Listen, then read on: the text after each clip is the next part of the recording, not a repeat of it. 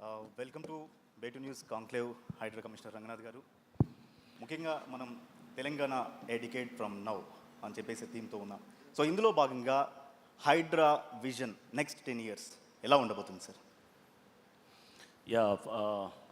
First of all, I thank the organizers for inviting me to today's conclave. HYDRAA next road map 10 years ఎలా ఉండబోతుందని దాని ముందు just దాని background క్లుప్తంగా ఒకసారి నేను అందరికీ కూడా ఒక 2 minutesలో చెప్తాను. హైడ్రా అనేది మీ అందరికీ తెలుసు, Hyderabad disaster response asset protection agency.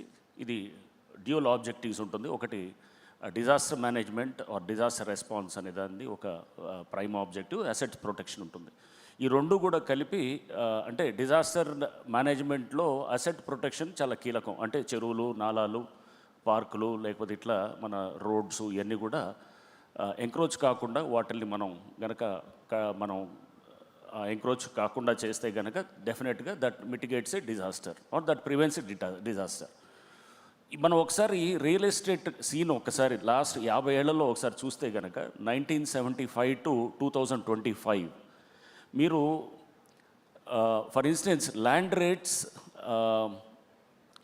కన్నా ముందు పాపులేషన్ గ్రోత్ ఎలా ఉందో ఒకసారి చూస్తే కనుక Delhi has increase by 8x అనమాట. అంటే 1975లో ఉన్నదానికి 8 రెట్లు పెరిగింది. And Bengaluru 7.5x, Hyderabad 6.2x.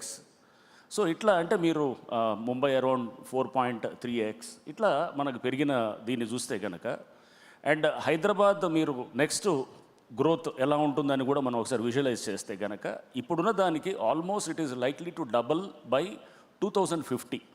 అంటే మీరు పాత దాంతో చూస్తే కనుక ఆల్మోస్ట్ 12 to 12.5x పెరుగుతుందన్నమాట. 75 to 50 2050కి 75 ఏళ్లలో 12-13 రెట్లు పాపులేషన్ పెరుగుతుంది. ఇంత పాపులేషన్ పెరిగినప్పుడు ల్యాండ్ మీద ఇంటెన్స్ డిమాండ్ కూడా ఉంటుంది.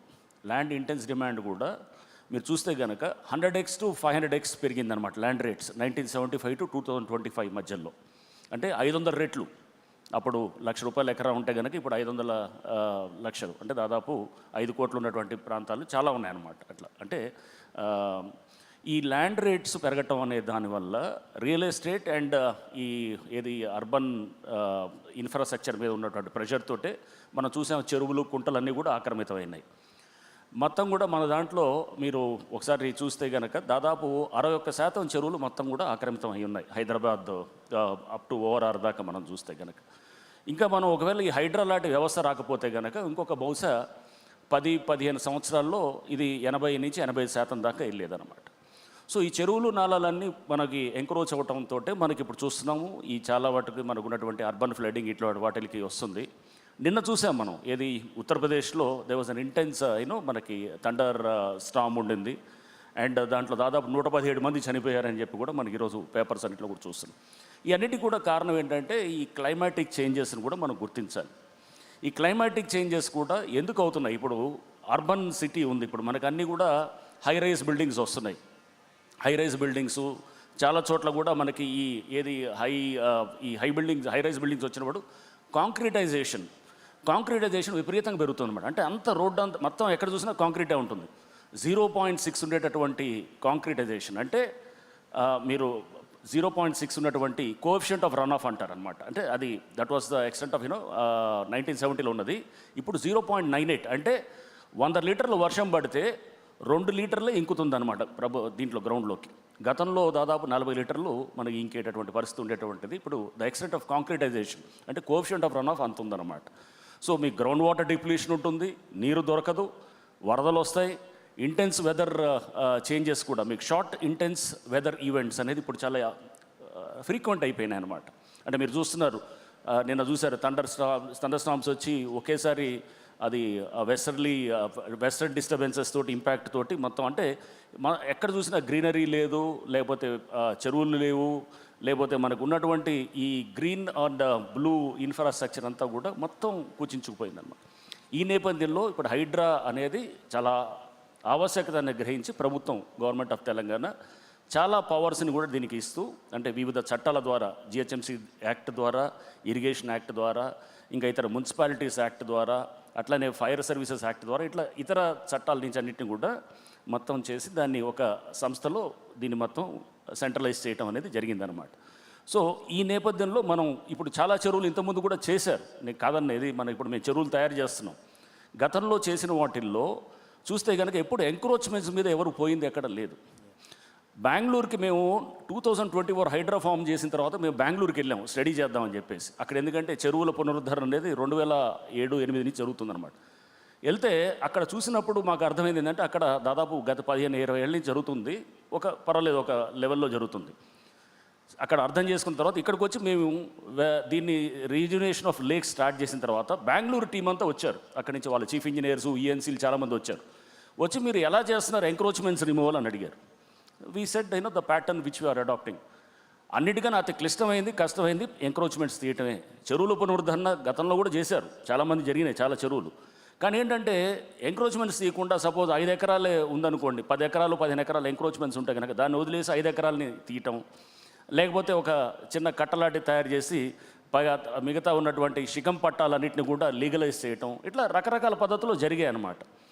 ఇప్పుడు హైడ్రా వచ్చిన తర్వాత ఎఫ్టీఎల్ అంటే ఎక్కడ దాకా ఎఫ్టీఎల్ ఉందో అక్కడ దాకా మొత్తాన్ని కూడా దాన్ని మనం కంట్రోల్లో తీసుకోవటం. అన్లెస్ నివాస గృహాలు అంటే రెసిడెన్షియల్ డ్వెల్లింగ్స్ ఏమైనా ఉంటాయి కనుక గతంలో వచ్చినటువంటి రెసిడెన్షియల్ డ్వెల్లింగ్స్ని వీఆర్ నాట్ డిస్టర్బింగ్ అనమాట. అదర్ దెన్ రెసిడెన్షియల్ డ్వెల్లింగ్స్ మేము we are trying to see that మొత్తం లేక్ ఏరియాని ఎంతవరకు మనం రిజ్యూనేట్ చేయడానికి వీలుంటే అంతవరకు ఎంక్రోచ్మెంట్స్ని తీసి చేస్తున్నాం అనమాట. సో తద్వారా ఇప్పుడు ఏమైంది, ఎంక్రోచ్మెంట్స్ అనేది దాదాపుగా చాలా తగ్గుముఖం పట్టాయి. ఎన్ఆర్ఎస్సి నుంచి ఇచ్చినటువంటి డేటాతోటి మాకు మళ్ళీ ఒక 1 year తర్వాత వాళ్ళు ఇచ్చింది ఏంటంటే మనకి గతంలో జరుగుతున్నటువంటి ఎంక్రోచ్మెంట్ ఏదైతే జరుగుతుందో వాటర్ బాటిల్స్ చుట్టూ గణనీయంగా తగ్గిపోయిందని చెప్పేసి ఎన్ఆర్ఎస్సి నుంచి ఇచ్చినటువంటి రిపోర్ట్ కూడా మనకి సపోర్ట్ చేస్తుంది అనమాట, national report sensing centre. So ఇది ఎక్కడోసారి జరగాల్సిన ప్రక్రియ. అండ్ ఈ హైడ్రా అనేది నెక్స్ట్ 10 ఏళ్ల పాటు ఎలా ఉండాలనే దాని గురించి నేను అంటే బ్యాక్గ్రౌండ్ చెప్తున్నాను, చెప్పి ఆ తర్వాత then will get into next 10 years ఎలా ఉండాలని. సో రంగనాథ్ గారు అంటే ఈ 1.5 yearలో చాలా అచీవ్మెంట్స్ చూశారు. అంటే ఇప్పుడు నెక్స్ట్ అంటే లేక్స్ కానివ్వండి, ఎన్విరాన్మెంట్ కానివ్వండి, లాంగ్ టర్మ్ ప్రొటెక్ట్ చేసే పాసిబుల్ ఉంటుందంటారా? ఒకవేళ ఉంటే అది ఎలా? సో ఇప్పుడు నోటిఫికేషన్స్ ఒక ఇంపార్టెంట్ ఆస్పెక్ట్ అండి. చెరువుల్ని నోటిఫై చేయటం అనేది ఒకటి. గతంలో కూడా నోటిఫై చేసాం. నోటిఫై చేసి ఇది చెరువు హద్దుల నిర్ధారణ చేసిన తర్వాత దాన్ని ఇంప్లిమెంట్ చేసే ఏజెన్సీ కూడా ఉండాలి. అంటే ఇప్పుడు హద్దులు నోటిఫై చేసావు, నువ్వు ఇదిగో ఇదని చెప్పిన తర్వాత దాన్ని దాటుకొని ఎవడన్నా వస్తే కనుక అతని మీద యాక్ట్ చేసేటువంటి సిస్టమ్ కూడా ఉండాలి. గతంలో ఏం జరిగేది, సపోజ్ ఒక చెరువులో ఎవడన్నా ఆక్యుపై చేసి ఎవడన్నా కట్టాడు అనుకుందాం, ఒక నాలాలో ఆక్యుపై చేసి కట్టాడు అనుకుందాం. కట్టినప్పుడు ఏం జరిగేదంటే నువ్వు ఇరిగేషన్ వాళ్ళు వచ్చి కంప్లైంట్ చేసేవాళ్ళు. ఎందుకంటే ఇరిగేషన్ యాక్ట్ ప్రకారం వాళ్ళు దే ఆర్ ద కస్టోడియన్స్. వాళ్ళు దాన్ని తీయడానికి ఎంక్రోచ్మెంట్ తీయడానికి ఎవరు, రెవెన్యూ వాళ్ళ దగ్గరకు, మున్సిపాలిటీస్ వాళ్ళ దగ్గరికి వెళ్ళాలి, అంటే టౌన్ ప్లానింగ్ వాళ్ళ దగ్గరికి. వాళ్ళ దగ్గరికి వెళ్తే వాళ్ళు అనేవాళ్ళు మీరు రెవెన్యూ వాళ్ళ దగ్గరికి వెళ్ళండి, ఒకళ్ళు అనేవాళ్ళు, ఇట్లా ఒకళ్ళ దగ్గరకు ఒకళ్ళు తిరుగుతూ ఎవరు ఫైనల్గా ఏంటంటే దాని మీద యాక్ట్ చేసే పరిస్థితి లేకుండా ఉంది. ఇప్పుడు అన్ని పవర్స్ అన్నీ కూడా తెచ్చి ఒక సంస్థలో పెట్టినప్పుడు ఇప్పుడు మేము వీళ్ళ దగ్గర పోండి వాళ్ళ దగ్గర పోండి అనేది ఏమి ఉండదన్నమాట. సో మీరు చూసారు ఎన్నో సందర్భాల్లో ప్యాట్నీ నాలా బెస్ట్ ఎగ్జాంపుల్, సికింద్రాబాద్ మన ఆనంద్ థియేటర్ దగ్గర ఉన్నటువంటిది 30 ఏళ్ల నుంచి ఆ ఎంక్రోచ్మెంట్ ఉంది. ఆ నాలా 20 మీటర్లు ఉండే నాలా 5 మీటర్లు అవుతుంది ఒక దగ్గరకు వచ్చేటప్పటికి. దానివల్ల పైన 27 కాలనీలు ముంపుకు గురవుతున్నాయి. మోర్ దెన్ 150,000 మంది దానివల్ల సఫర్ అవుతున్నారు. బట్ ఏంటంటే ఎవడు nobody is trying to bell the cat, పిల్లికి గంట కట్టేది అనేది ఏ సంస్థ జరగట్ల. The minute Hydraa came to know about this, within 1 day less than 24 hours building was raised to ground and చేసి దాని తర్వాత అక్కడ వైడనింగ్ చేశారు. చేయడంతో ఇప్పుడు చాలా ప్రాంతాలు అంటే ఇలాంటి ఎగ్జాంపుల్స్ కోకొల్లలు ఉన్నాయన్నమాట. సో మనం ఒక సంస్థకి పవర్స్ ఇచ్చి ఆ సంస్థకి కనుక ఇనిషియల్గా హికప్స్ ఉంటాయి, డెఫినెట్గా there was lot of resistance, public కూడా క్లియర్గా అర్థం కాలేదు, రియల్ ఎస్టేట్ అంతా కూడా దీని ద్వారా ఏది ఇంపాక్ట్ అవుతుంది అనేటటువంటిది ఒక నెరేటివ్ కూడా డెవలప్ అయింది. సో ఆ లెక్కన హైదరాబాద్ బయట కూడా రియల్ ఎస్టేట్ పరిస్థితులు, కంట్రీ వైడ్ పరిస్థితులు కూడా మనం తీసుకుంటే కనుక చాలా చోట్ల కూడా రియల్ ఎస్టేట్ ఇంపాక్ట్ అయింది. సో ఇవన్నీ ఎవరైతే వెస్టెడ్ ఇంట్రెస్ట్లు ఉన్నారో అటువంటి వాళ్ళందరూ కూడా హైడ్రా మీద దాడి అనేది జరగటం ఇదంతా కూడా జరుగుతున్నది. సో ఒక కొత్త చేంజ్ వచ్చినప్పుడు this always resistance to change. So దాన్ని we could face that whatever uh critical times అన్నింటిని తీసుకొని ఇప్పుడు హైడ్రా స్టెబిలైజ్డ్ పాత్లోకి వచ్చింది. చాలా కేసులు కూడా ఈ క్రమంలో పడ్డాయి, హైడ్రా మీద పడ్డాయి, కాదనట్లేదు. Best example is that Bathukamma Kunta అనేది దాని మీద సరే అది కోర్టు పరిధిలో ఉన్నది, దాంట్లో మేము కంటెంప్ట్ కూడా ఉన్నది. బట్ ఏంటంటే పాత డేటాతోటి మేము రిలీజ్ చేసాం కూడా, శాటిలైట్ డేటాని. 1970లో సర్వే ఆఫ్ ఇండియా మ్యాప్ని సూపర్ ఇంపోజ్ చేసాం, గూగుల్ ఎర్త్ మీద సూపర్ ఇంపోజ్ చేసి మా జిఐఎస్ టీమ్ తోటి దాన్ని సూపర్ ఇంపోజ్ చేస్తే స్పష్టంగా అక్కడే పడుతుంది. అట్లానే నాసా సంబంధించిన ల్యాండ్సాట్ అనే శాటిలైట్ తీసిన ఇమేజెస్ని కూడా తీసుకొని దాన్ని 1980స్లో 1990స్లో బతుకమ్మ కుంటని తీసుకున్నటువంటి ఆ ఇమేజెస్ని ప్రజెంట్ గూగుల్ ఎర్త్ మీద సూపర్ ఇంపోజ్ చేస్తే కూడా ఎగ్జాక్ట్గా అక్కడే పడుతుంది. అంటే there is a water body అనే స్పష్టం. Irrigation notification, irrigation map irrigation department వాళ్ళు 1970లో గెజెటర్ నోటిఫికేషన్ ఇచ్చారన్నమాట. దాంట్లో స్పష్టంగా అక్కడ బండ్ ఉన్నట్టు, కట్ట ఉన్నట్టు, అవన్నీ కూడా చెరువు ఉన్నట్టు అక్కడ ఎవరిని అడిగినా కానీ పెద్ద వయసు ఉన్న వాళ్ళు ఎవరైనా చెప్తారు. సో ఈ నేపథ్యంలో రకరకాల కోర్టు కేసులు కూడా ఎదుర్కోవాల్సిన పరిస్థితి ఉన్నది. ఎందుకంటే చాలామంది దీంట్లో భూమిలో పట్టాలు ఉన్న వాళ్ళు ఉండొచ్చు, శిఖం పట్టాలు అనవచ్చు, రెగ్యులర్ పట్టాలు ఉన్న వాళ్ళు ఉండొచ్చు. వాళ్ళందరూ కూడా తప్పకుండా వాళ్ళ రైట్స్ కోసం వాళ్ళు చట్టపరంగా వాళ్ళు చేసేదాన్ని మేము దాన్ని తప్పట్టేది ఏముండదు, లీగల్ రైట్స్ ఉంటాయి. దీన్ని కూడా హైడ్రా ఎదుర్కొంటుంది. లీగల్ ఇష్యూస్ వస్తాయి నెక్స్ట్ 10 ఇయర్స్లో. అట్లానే దీంతోపాటు నోటిఫికేషన్స్ చేయటం ఉండాలి, బౌండరీస్ హద్దులు నిర్ధారించడం చేయాలి, డిజాస్టర్ మేనేజ్మెంట్కి కావాల్సినటువంటి ఏదంటే మనకి ఫ్లడ్ మోడలింగ్ కూడా తయారు చేయడానికి కూడా HYDRAA we are working on that. So flood modelling చేసి ఎంత వర్షాలు వస్తే కనుక ఏ ప్రాంతాలకి ఎక్కడ ఏ మోతాదులో ఉంటుందనేది కూడా ఇది ఉంటుంది. పార్కులు కూడా మనం 100 పార్కుల్ని we could take it back. దాదాపు మోర్ దెన్ 130 పార్క్స్ని ఏదైతే కనుక ల్యాండ్ గ్రాబర్స్ కొట్టేయాలనుకున్నారో వాటిని తీసుకొని అవన్నీ మళ్ళీ అది వెనక్కి తీసుకొచ్చి ఇప్పుడు ఆ పార్క్స్ని కూడా మనం డెవలప్ చేయడానికి కూడా ప్లాన్ చేస్తున్నాం. అంటే lot of vegetation can come up.